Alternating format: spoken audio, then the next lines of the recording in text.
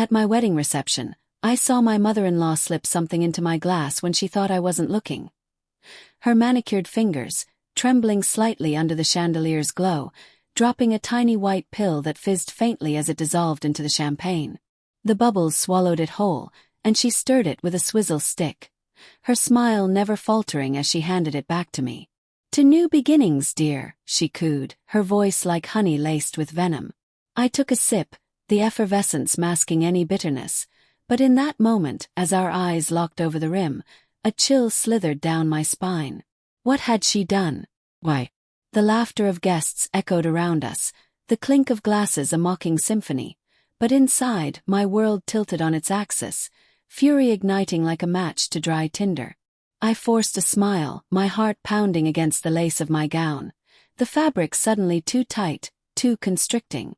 The reception hall was a whirlwind of white linens and golden lights, the scent of lilies heavy in the air, mingling with the sharp tang of spilled wine. My husband, Alex, was across the room, his broad shoulders shaking with laughter as he clapped his best man on the back. He looked so happy, so oblivious. How could I tell him? His mother, Eleanor, the woman who'd raised him, who'd beamed through our vows just hours ago, had poisoned my drink. Or had she? Doubt crept in like fog off the ocean, blurring the edges of my rage. Maybe it was vitamins or aspirin for the headache I'd complained about earlier. But no, her eyes had darted left and right, her posture rigid with secrecy. I'd seen it clear as day from the corner where I'd stepped away to adjust my veil. As the night wore on, the champagne's warmth spread through me, but so did a nausea that twisted my gut. I excused myself to the bathroom, the marble floor cold under my heels, the mirror reflecting a bride with smudged mascara and pallid cheeks.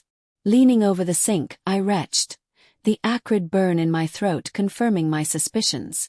What was it? Sleeping pills? Something worse?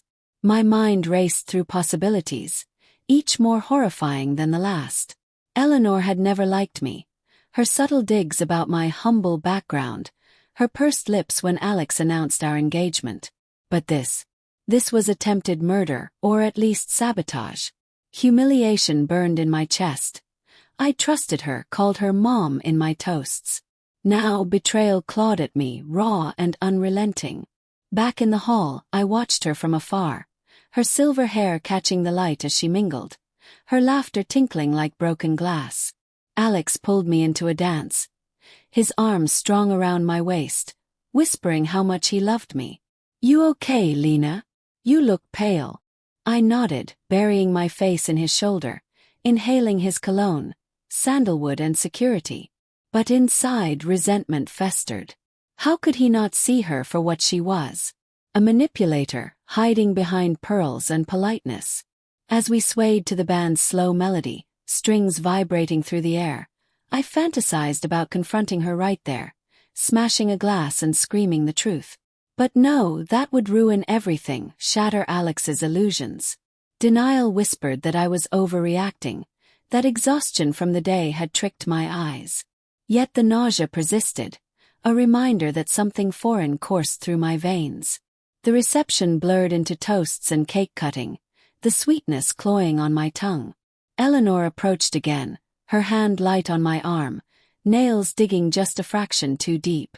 "Such a beautiful day, isn't it? I'm so thrilled for you both." Her eyes, blue like Alex's but colder, searched mine for any sign I'd noticed. I met her gaze steadily, my smile a mask. "Yes, Eleanor. Unforgettable." The word hung between us, laced with unspoken accusation. She blinked, a flicker of unease crossing her face before she turned away. In that instant, obsession took root. I needed to know why. What had I done to deserve this? Heartbreak mingled with anger. Alex was her son, but I was his future. Was she so threatened by our happiness? That night, in our honeymoon suite, the silk sheets cool against my feverish skin, I lay awake while Alex slept soundly beside me. The city lights filtered through the curtains, casting shadows that danced like ghosts. My mind churned with inner turmoil, guilt for doubting her, fear that I'd imagined it, but mostly a cold resolve hardening like ice. I slipped out of bed, padding to the bathroom where I'd stashed the half-empty champagne flute I'd smuggled away. The liquid inside was still faintly bubbly, mocking me. Tomorrow I'd test it. But already, fantasies of justice bloomed, exposing her, ruining her pristine reputation. No, that was too mild. She deserved to feel the humiliation I'd swallowed, the betrayal that now poisoned my joy. The next morning, with Alex off to fetch breakfast, I drove to a discreet lab in the suburbs, the vial hidden in my purse. The technician's face was impassive as I explained it was just for peace of mind. Waiting for results, I paced the waiting room, the fluorescent lights buzzing like angry bees, the smell of antiseptic sharp in my nostrils. Denial warred with certainty. What if it was nothing? But when the call came 2 days later, on our flight to Hawaii, the truth hit like a tidal wave. "Traces of misoprostol," the voice said clinically. "It's used for terminating pregnancies." I gripped the armrest, the plane's hum drowning out my gasp. I wasn't pregnant yet, but Eleanor had assumed or hoped to prevent it. Heartbreak crashed over me.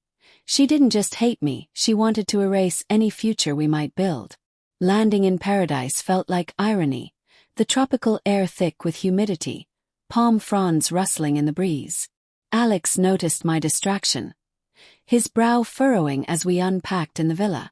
"Lena, talk to me. You've been distant since the wedding."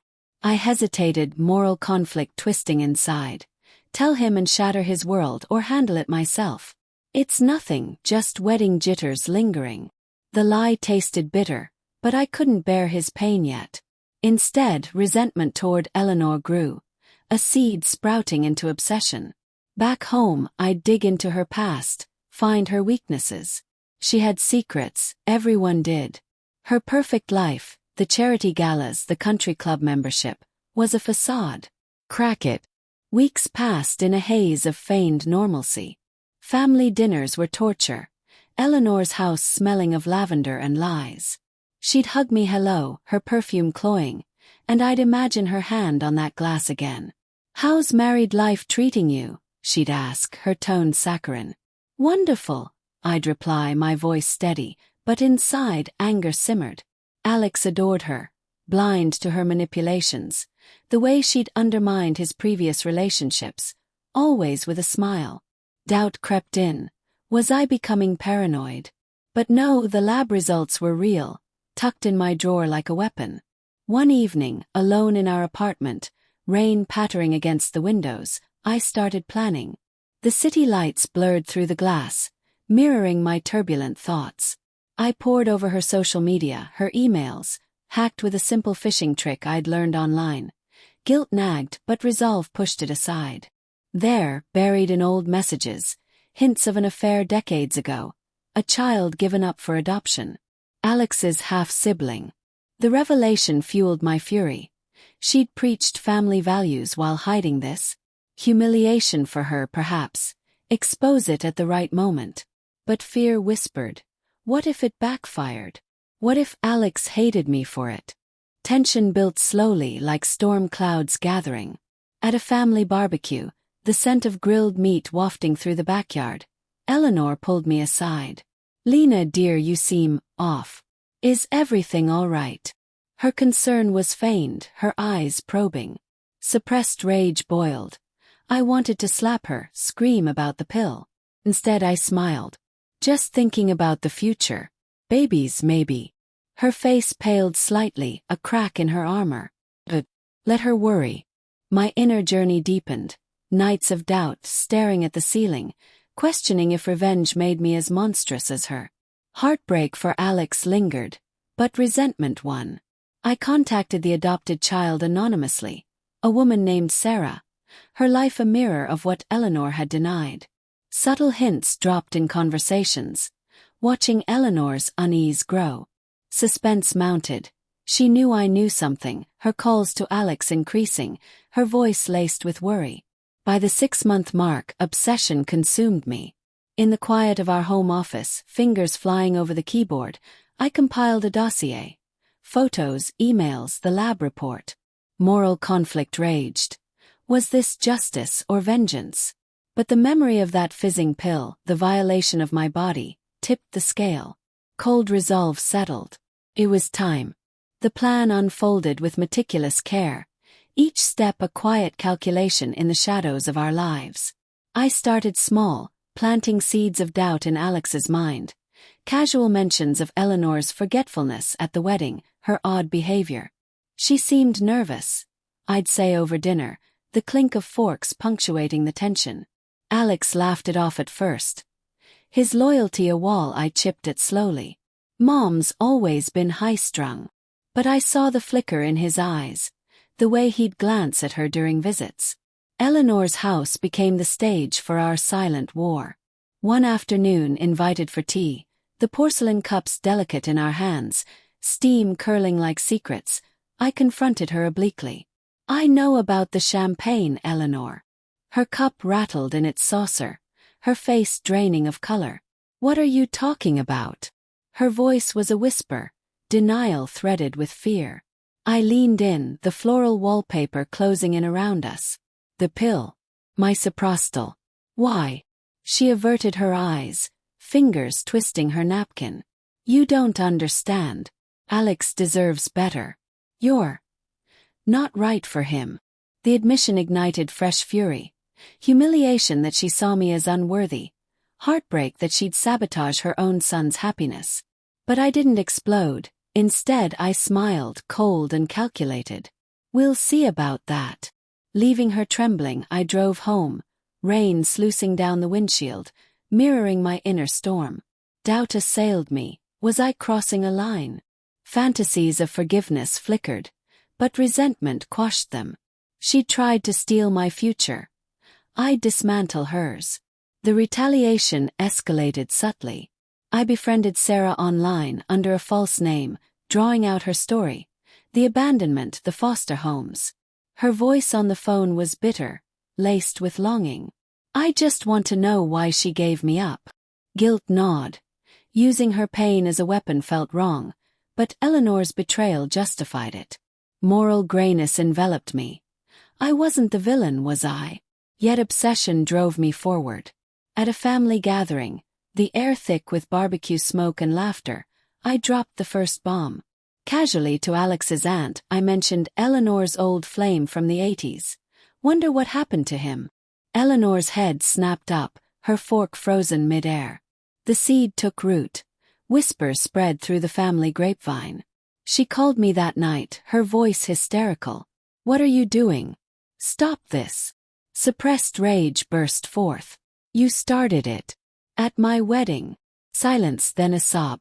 I was protecting Alex. Her motivation revealed. Twisted love, fear of losing him. Layered, yes, but unforgivable. Tension rose like a crescendo. Alex noticed the strain, confronting me in our bedroom, the lamplight casting harsh shadows. What's going on between you and Mom? She's a wreck. Heartbreak tore at me. I wanted to shield him. But honesty spilled out, the pill, the lab results. His face crumpled, disbelief warring with anger. She wouldn't. But evidence convinced him. We cried together, his arms around me, the scent of his skin a balm. Yet resentment toward her lingered, fueling our united front. The climax built over weeks. I arranged a reconciliation dinner at an upscale restaurant, crystal glasses gleaming under dim lights, the hum of conversation a backdrop. Eleanor arrived wary, her makeup unable to hide the bags under her eyes. Alex was tense, his hand squeezing mine under the table. Dialogue crackled with tension. Mom, Lena told me everything. Her eyes widened, fork clattering. It's not what you think. But we pressed, her defenses crumbling. I panicked. You were rushing into marriage, and she might trap you with a child. The manipulation exposed, raw and ugly. Then the twist. As she begged forgiveness, her phone buzzed. A message from Sarah. I'd facilitated their contact, anonymously at first, but now direct. Is this my mother? The text read, with a photo attached. Eleanor's gasp echoed, her world shattering. Poetic justice, her secret child, the one she'd hidden to preserve her perfect image, now demanding answers. She fled the table, sobs racking her frame, the restaurant's murmurs following her. In the aftermath, unexpected consequences unfolded. Alex was devastated. His trust in her broken, but guilt plagued me. Had I gone too far? Sarah's arrival complicated things. She integrated into our lives, a half-sister Alex embraced, but Eleanor's resentment turned to obsession, stalking calls and pleas. The revenge, once sweet, soured with moral conflict. Yet in quiet moments, holding Alex as he processed the betrayal, resolve hardened. We'd survived stronger, but the scar remained. Eleanor's downfall was psychological. Isolated from family, her reputation tarnished by whispers. She sought therapy, admitting her flaws, but the damage was done.